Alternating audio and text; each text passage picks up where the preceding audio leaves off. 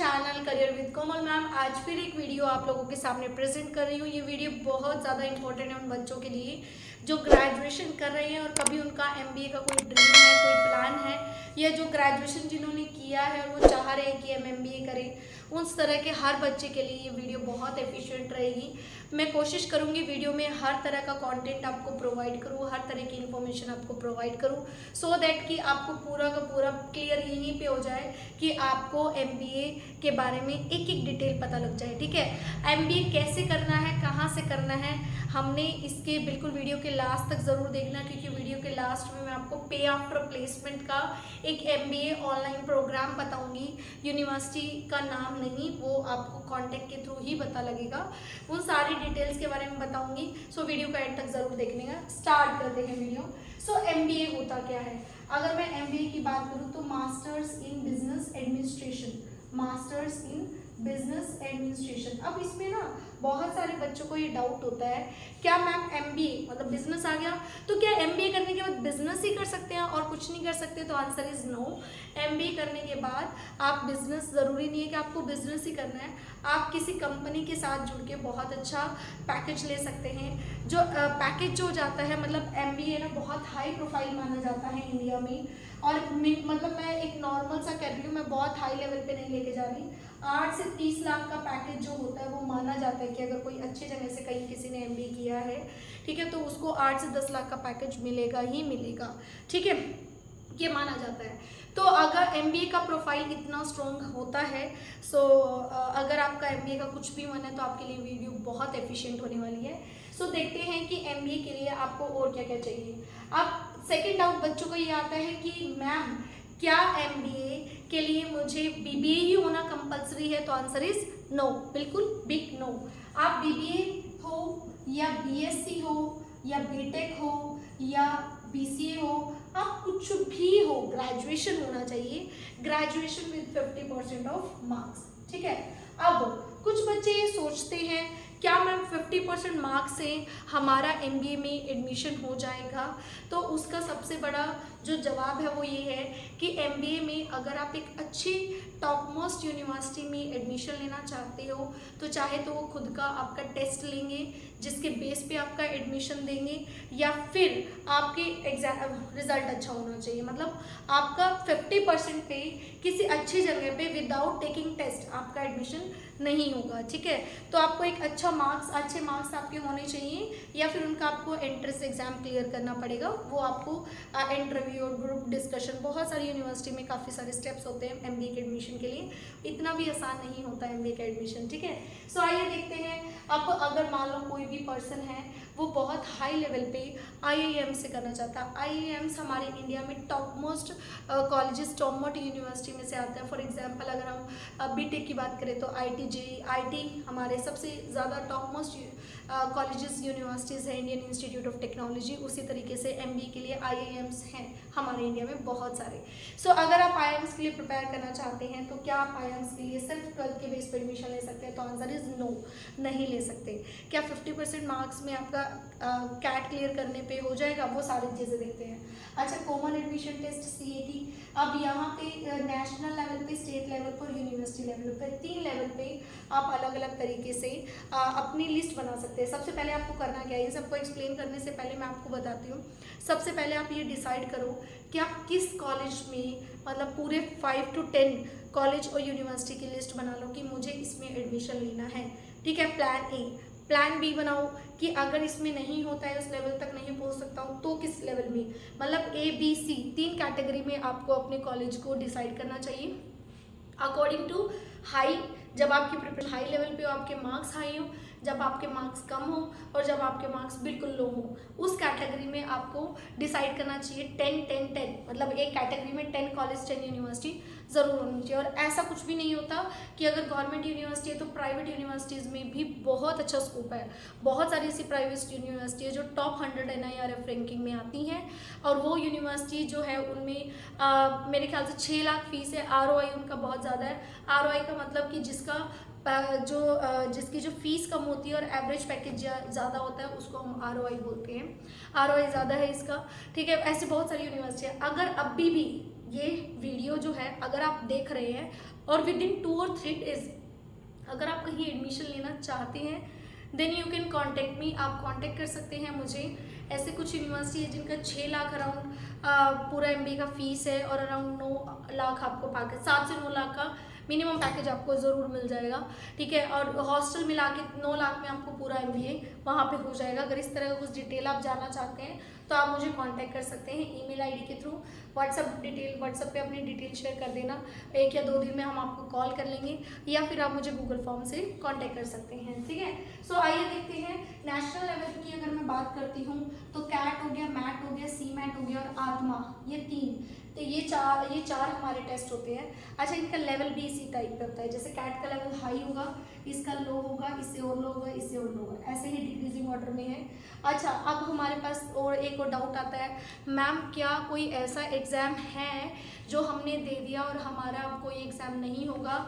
तो answer is cat, कि बहुत सारे जो इंस्टीट्यूट होते हैं, बहुत सारे IIMs के अलावा बहुत सारे स्टेट लेवल के, अब IIMs का पता लग गया आपको नेशनल लेवल का, अब मैं आती हूँ स्टेट लेवल पे। फॉर एग्जांपल महाराष्ट्र की किसी यूनिवर्सिटी में आपको एडमिशन लेना है तो महाराष्ट्र वाला क्या करेगा, महाराष्ट्र की किसी यूनिवर्सिटी महाराष्ट्र के बच्चों के लिए वो प्रायोरिटी बेसिस पे MA एंड CET रखेगा, लेकिन अगर आपने कैट भी कर रखा होगा तो आपको रखा जाएगा। लाइक ऐसा होता है कुछ जगह पे आपको ऐसा लिखता है कैट स्ट्रोक MAH CET और फिर यहाँ पे ZMAT ऐसे करके, ये स्नैप ऐसा कुछ करके लिखा हुआ, सॉरी स्नैप नहीं मैं बोलूँगी, या ZMAT वगैरह, तो ऐसे लिखा होता है कि आपको इन तीनों में से कोई एक होना ज़रूरी है।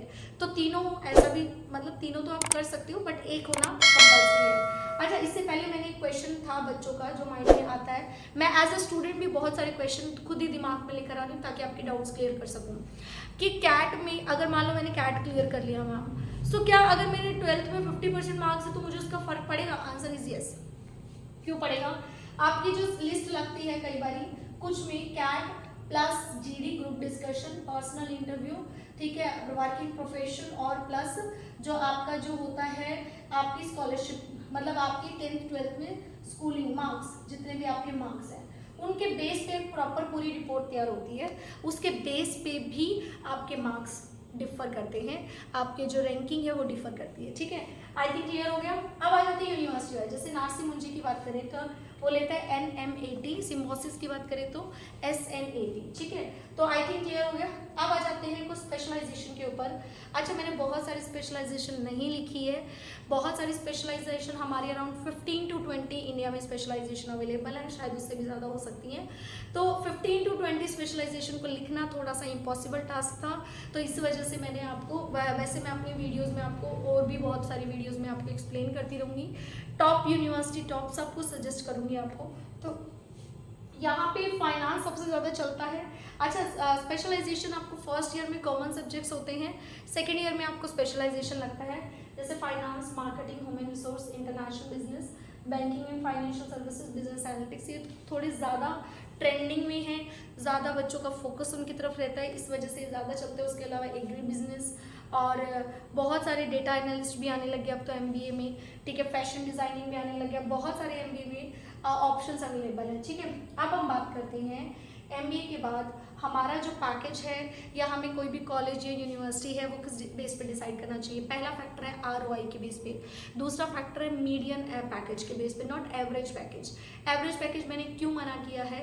एवरेज पैकेज बहुत सारे फैक्टर्स पे डिपेंड करता है। पहला फैक्टर्स, जो सबसे हाईएस्ट पैकेज होता है वो भी एवरेज पैकेज में काउंट होता है, इंटरनेशनल पैकेज भी एवरेज पैकेज में काउंट होता है। फॉर एग्जांपल, अगर किसी स्टूडेंट का $100,000 का पैकेज लगा है, मतलब 80 लाख के नियर बाय पैकेज लगा है, तो उससे भी एवरेज पैकेज इंक्रीज हो जाता है। तीसरा, कई बच्चे क्या होते हैं जो इंटर्नशिप मिलती है, इंटर्नशिप के बाद उनको उसी कंपनी में जॉब मिल जाती है, लेकिन वो उस कंपनी के अलावा अपनी ड्रीम कंपनी में अप्लाई करना चाहते हैं, और वो ड्रीम कंपनी में अगर उनको जॉब मिल जाती है तो उनके दोनों जो है वो काउंट होते हैं, दोनों उनके दोनों सैलरी पैकेज काउंट होते हैं, तो उस वजह से भी एवरेज पैकेज इंक्रीज हो जाता है। तो ये 3 पॉइंट की वजह से एवरेज पैकेज इंक्रीज हो जाता है, तो इस वजह से हमें एवरेज पैकेज ना देख के मीडियम पैकेज की तरफ थोड़ा अट्रैक्ट होना चाहिए, ठीक है।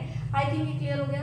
अब आ जाते हैं, जब भी भी हमारा पैकेज लगता है तो हमें आगे रिक्रूटर से क्या पूछना चाहिए कि sir please elaborate my package, क्योंकि मुझे जानना है कि मेरे पैकेज में एग्जैक्टली मुझे कितना अमाउंट मिलेगा। क्योंकि कई बार ऐसा होता है, आपको बोला तो जाता है कि 36 लाख का पैकेज है पर आप 3 लाख पर मंथ नहीं अर्न कर रहे होते, उसके पीछे बहुत सारा फंडा होता है जो कि आइए देखते हैं। ठीक है, तो पहला होता है हमारा फिक्स वेरिएबल, दूसरा होता है फिक्स कंपोनेंट, फिर हमारा आता है वेरिएबल कंपोनेंट और जॉइनिंग बोनस। ठीक है, ऐसा होता है फिक्स वेरिएबल हमारा, फॉर एग्जांपल एक मैं अमाउंट ले रही हूँ, 36 लाख का हमारा पैकेज लगा है, 36 लाख में से 12 से 15 लाख का हमारा फिक्स कंपोनेंट होगा, इसको आप सैलरी ले सकते हैं कि आपका पर मंथ ही होगा। वेरिएबल बोनस, जॉइनिंग बोनस होगा 5 से 7 लाख। ऐसा भी हो सकता है जॉइनिंग बोनस किसी कंपनी में आपको ना मिले, ऐसा भी हो सकता है जॉइनिंग बोनस सेकंड ईयर में ना मिले, सेकंड ईयर में आपको फर्स्ट ईयर ऑफ जॉइनिंग आपको मिल रहा है, सेकंड ईयर ऑफ जॉइनिंग आपको ना मिले।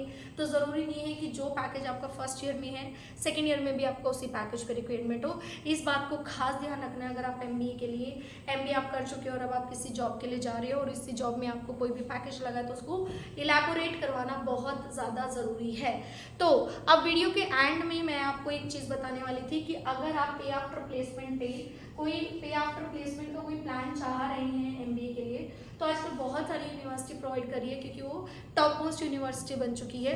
यूनिवर्सिटी का नाम डिक्लेयर नहीं करूँगी, 1,20,000 फीस है, थोड़ा मोटा तरीके से समझा देती हूँ।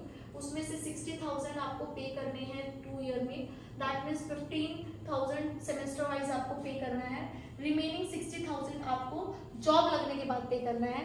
जॉब का जो एवरेज पैकेज होगा मंथली के हिसाब से 25,000 से लेके 50,000 तक आपकी सैलरी लगेगी। ऑनलाइन की बात कर रही हूँ, पूरा टोटल ऑनलाइन है। आप ये देखिए इसकी पढ़ाई कितनी सस्ती है। तो अगर आप टॉप मोस्ट यूनिवर्सिटी से इस तरह का पे आफ्टर प्लेसमेंट का कुछ MBA करना चाहते हैं तो मुझे गूगल फॉर्म के ज़रिए, ईमेल ID के ज़रिए और कॉन्टैक्ट नंबर के ज़रिए आप मुझे कॉन्टैक्ट कर सकते हैं। बेस्ट से बेस्ट इन्फॉर्मेशन और बेस्ट से बेस्ट वे आपको प्रोवाइड किया जाएगा। पूरी टीम लगी हुई है आपके साथ काम करने में, बल्कि इवन आपके साथ फीडबैक भी ज़रूर लेते हैं हम कि आपका कैसा फीडबैक रहा हमारे चैनल के साथ, हमारे साथ काम करके मिसेस कोमल मैम के साथ। तो वो सारे आपके फीडबैक जाने जाते हैं। तो MBA से रिलेटेड आई थिंक मैंने काफ़ी चीज़ों को क्लियर करने की पूरी कोशिश की है।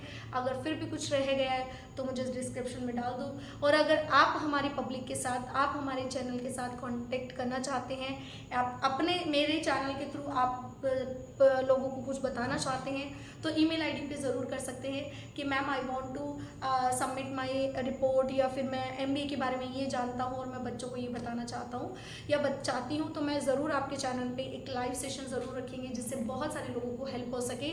अगर आप इस तरह बच्चों की कोई हेल्प करना चाहते हो तो ज़रूर कर सकते हो। Thank you so much.